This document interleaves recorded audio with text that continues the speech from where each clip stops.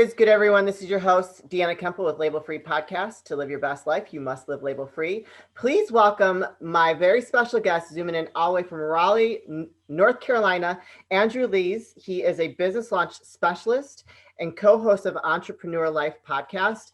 And Andrew is a very interesting guest. I'm excited for him to tell a little bit about his background, and we're going to get into all the good stuff. Andrew, thank you for joining us today. Please introduce yourself and tell the audience a little bit about your background. Yeah, thank you so much for having me on the show, Deanna. I really love what you're doing, and I'm super excited to talk some more on your show. We had a good discussion offline, so let's see if we can translate that on the show here. I have a background in mechanical engineering. I studied mechanical and aerospace engineering in college, but I wanted to do more than that. I always had an entrepreneurial, inventive type spirit. And so I started a couple companies. I started a product-based company called Grass Racks. We make bamboo display racks for boards, bikes, and skis.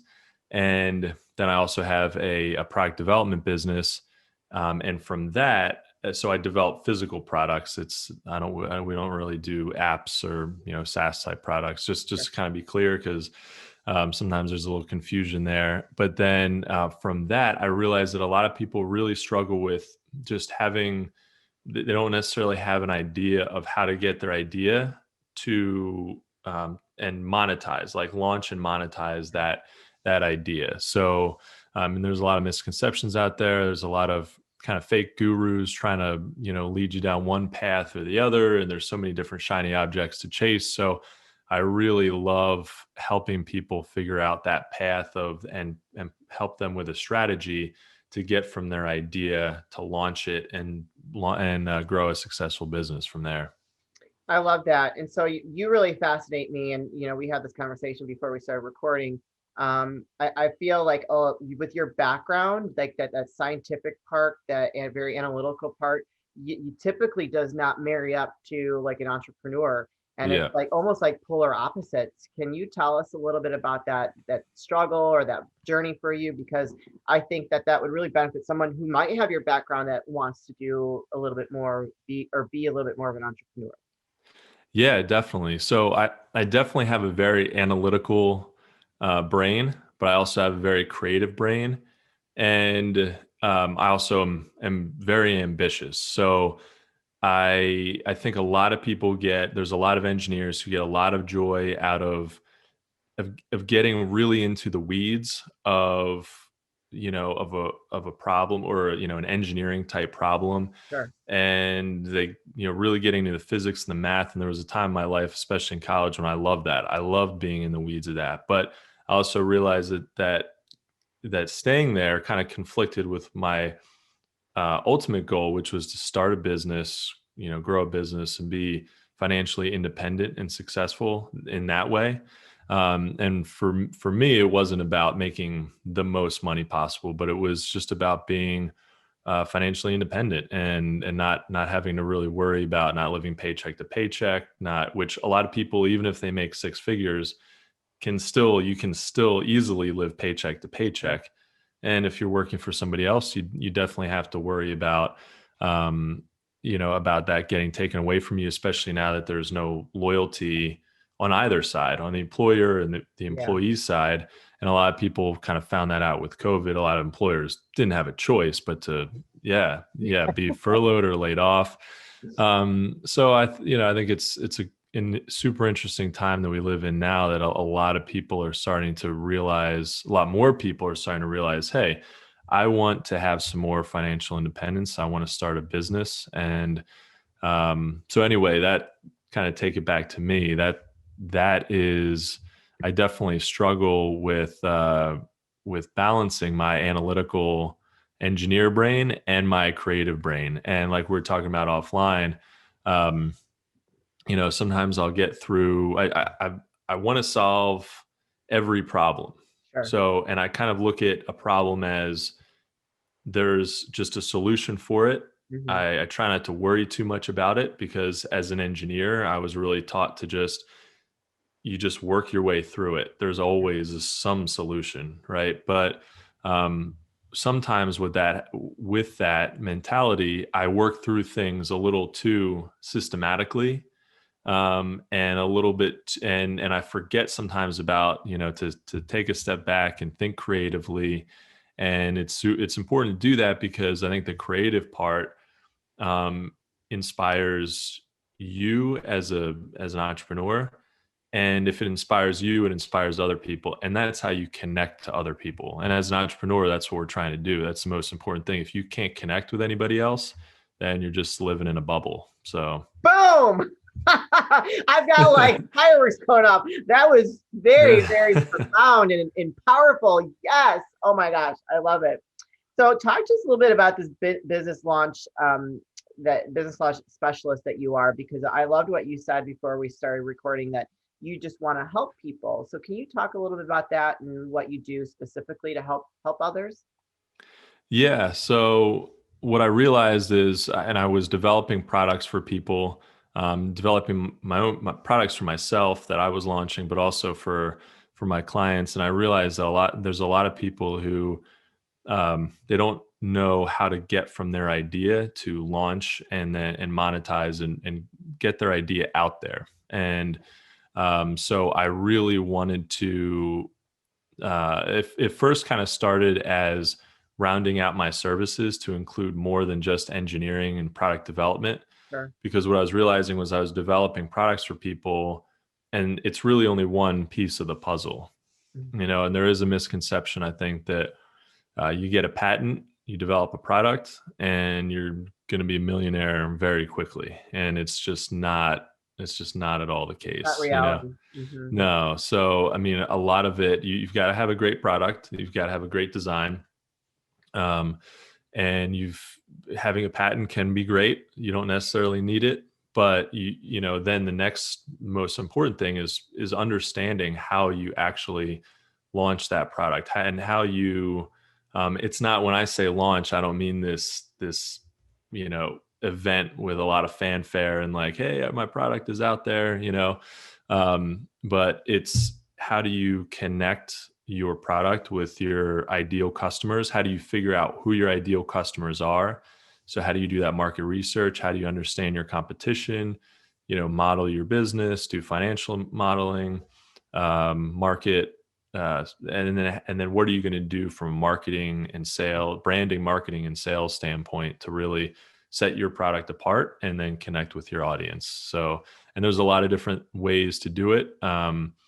There's no there's no necessarily like right way to do it, and every product and every service, every business is different in the way that you Sure. approach that marketing and sales strategy.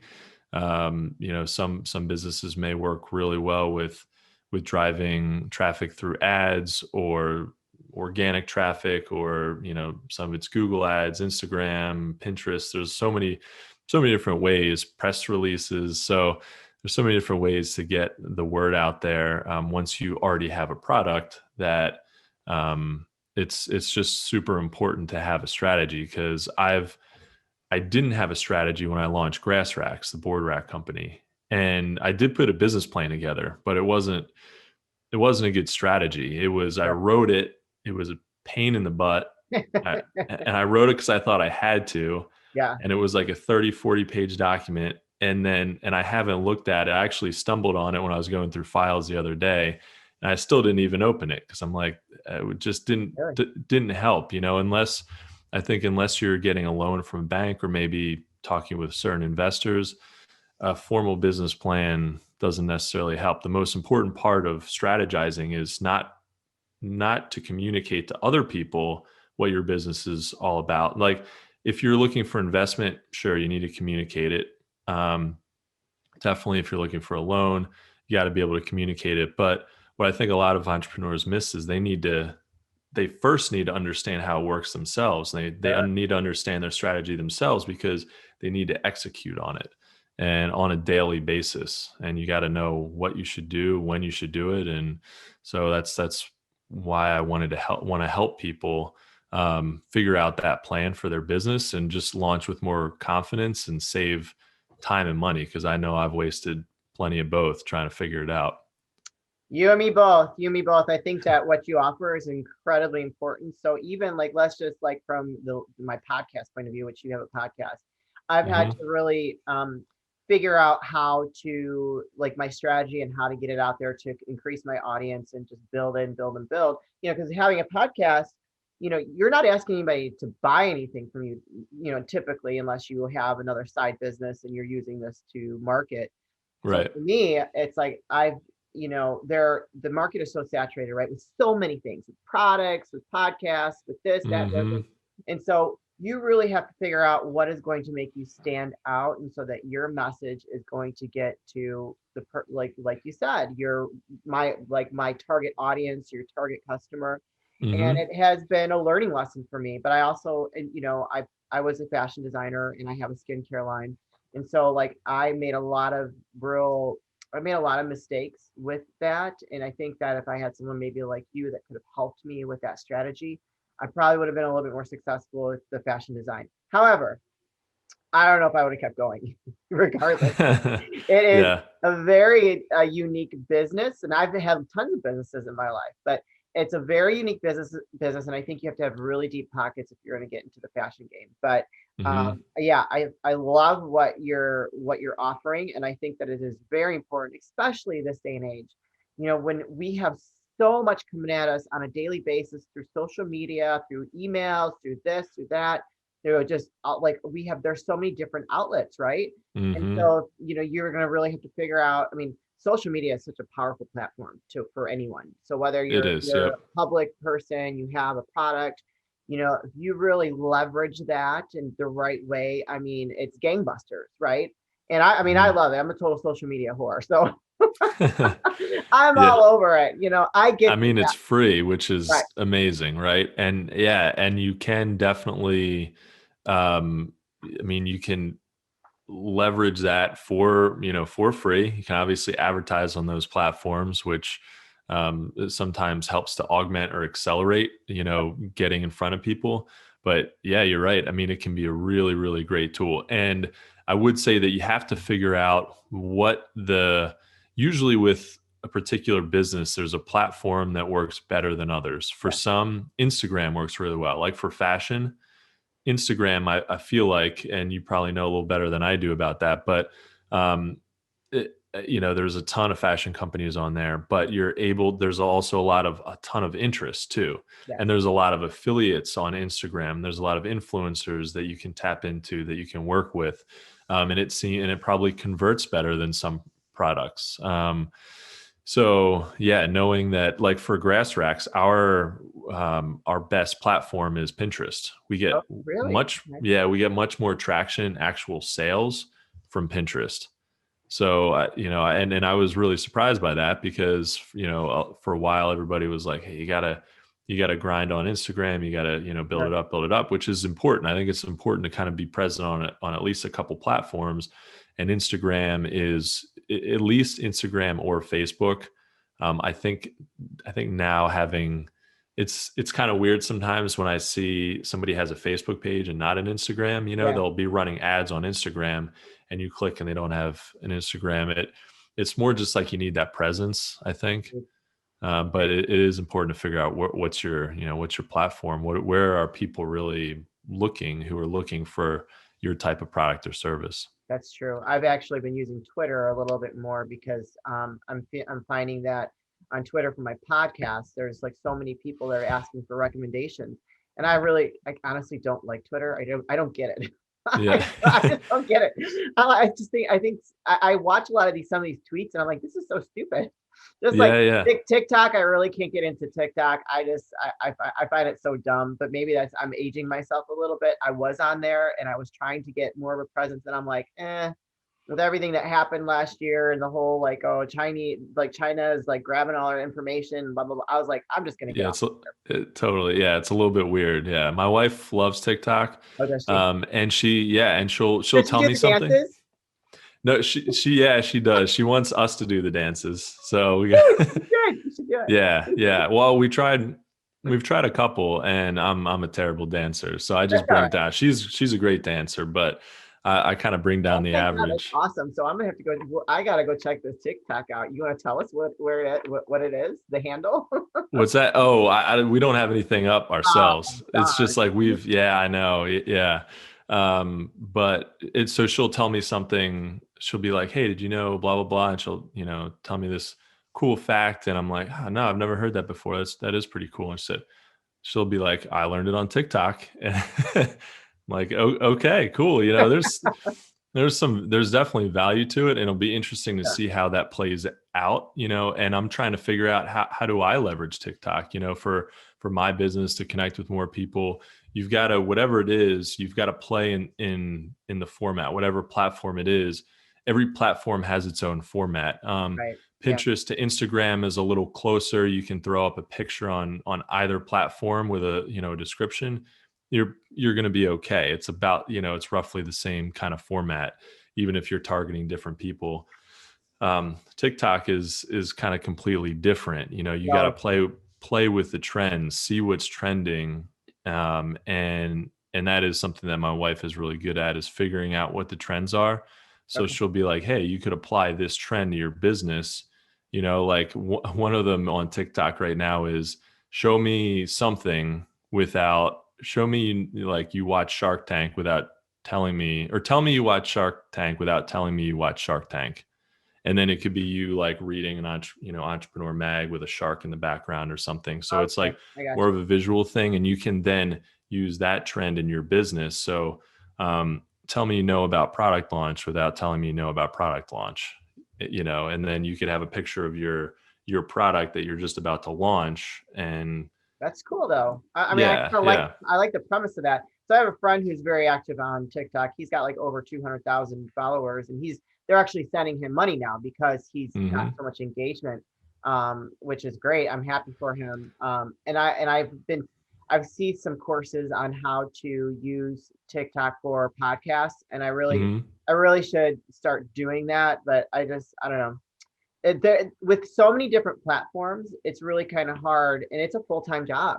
It's a Hmm. full-time job having to manage all that and posting all the time, planning your posts, and Oh having yeah. strategy for each platform. Yep. But this is the world we live in. It's not going anywhere. And now Yeah. we have Clubhouse, which probably would be good for you. Yep. Are Yep. you? I don't know. Are you on there? Are you I on? am. Yeah. Yeah.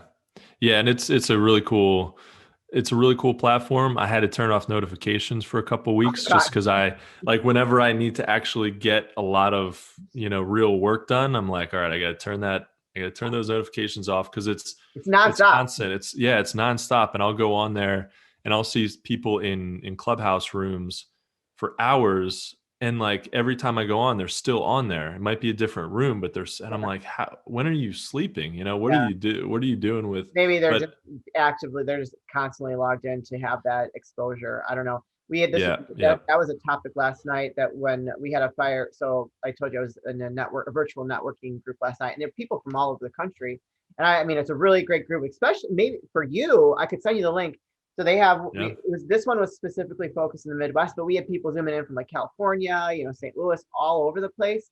But they have one in the Southeast. They have one West Coast and Midwest. And Hmm. it's all entrepreneurs, people that are just exchanging information, just trying to like get more contacts.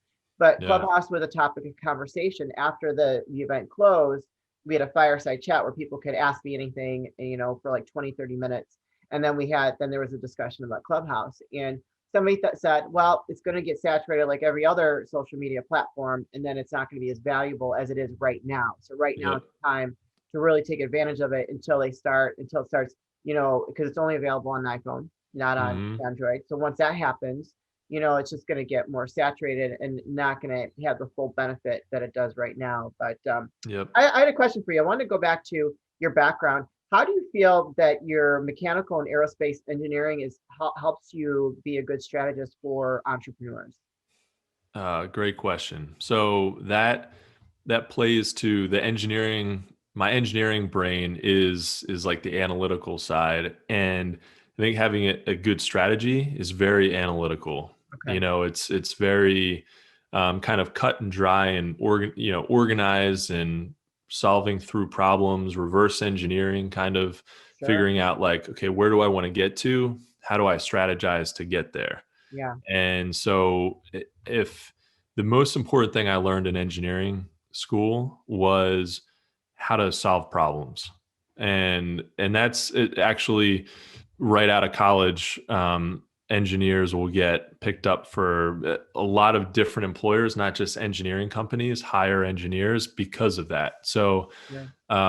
yeah, I think when I look back, I'm like, there was a lot of math and physics, which I loved. And I loved, learning about, yeah, spacecraft and aerodynamics and some really, really cool stuff. But what I realized over the years is the most important thing that I learned that was just kind of hammered into me was if there's no problem that you can't solve. And so if you're looking at like launching a business as the problem, you just have to figure out how to solve it. And so I think I think that analytical, organized part of my brain really, really lends itself well to working on strategy. And then if you have that blueprint, then it's a matter of just executing on it, which then you just need the mindset, you need the diligence and the focus to be able to do that consistently. But it's so much harder because I've done it without I've gone through, like, I launched grass racks in the beginning, like I said, without a strategy.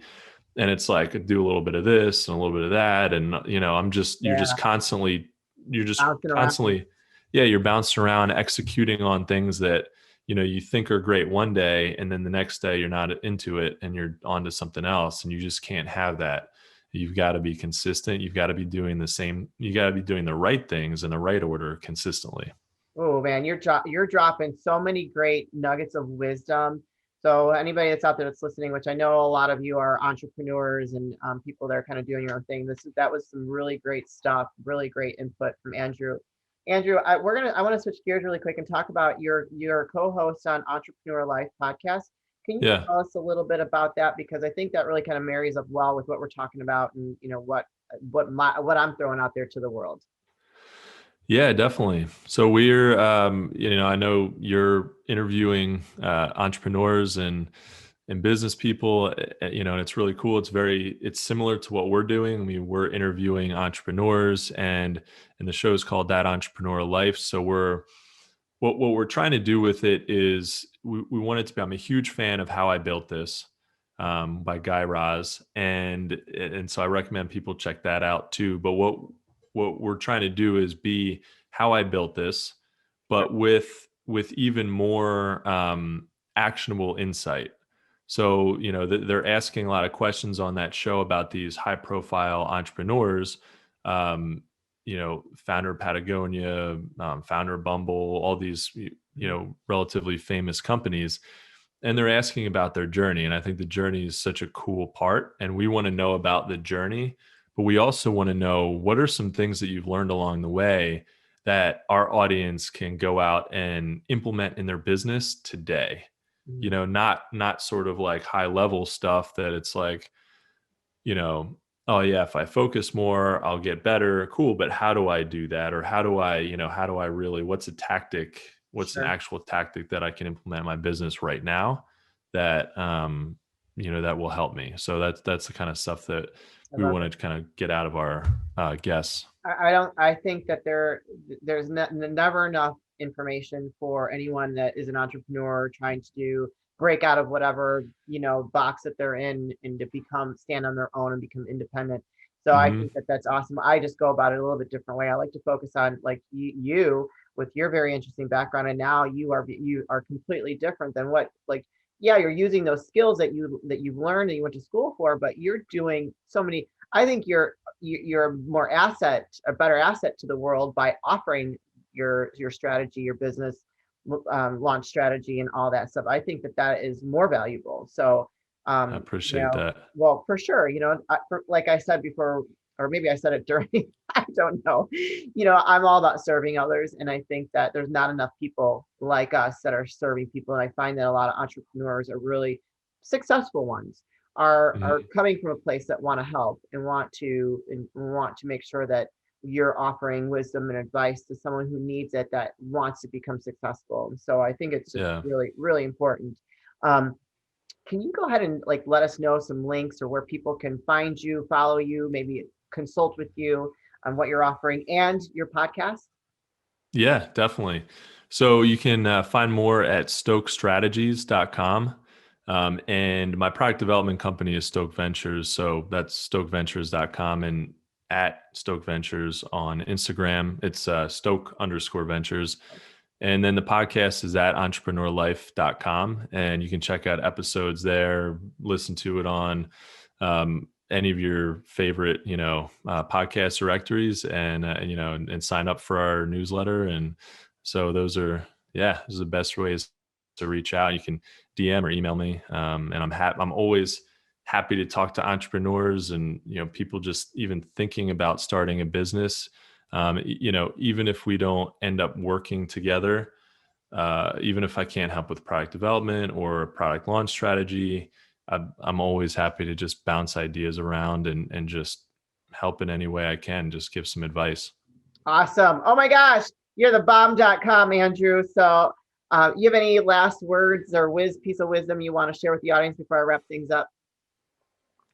I think the most important thing is anybody who's thinking about starting a business, really give it some serious thought and just start. If you're kind of on the fence, that's the most important thing, is to get started, get some traction. It's not going to be pretty in the beginning, and it really shouldn't be. I mean, I've heard this a bunch of times. A quote about you should be able to look back on what you did a few years ago and just laugh at how silly it looked, how silly it was, how rough around the edges it was. And you should be able to do that, because one, that shows that that you didn't wait too long to start and just get going and get some traction. You just got out there, you got feedback from people, and you use the feedback from, your potential customers and to make the product better, so you made it better, but you got started, which is so important. I love it.